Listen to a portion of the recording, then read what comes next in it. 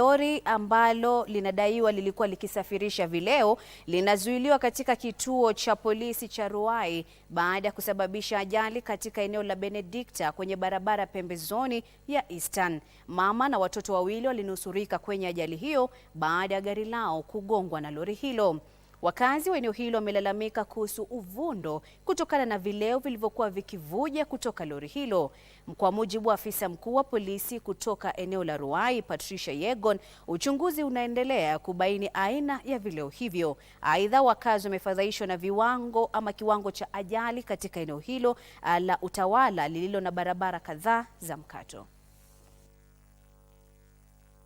Dereva wakati mimi nilimuona, si mtu unaweza sema alikuwa amelewa ama kitu.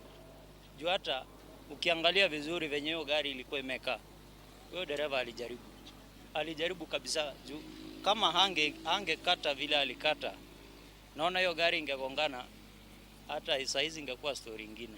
Mimi si mtu wa vileo, lakini kulingana na venye nasikia, hiyo harufu ni pombe. Kwa harufu nasikia ni pombe, but siwezi toa ile ushuhuda ya kwamba ni pombe. Jua haijafunguliwa, lakini kusikia nasikia ikinuka. Na katika kona hii tumekuwa tukilalamika kwa maana hii barabara design haiko sawa, ina lack ile deceleration lane.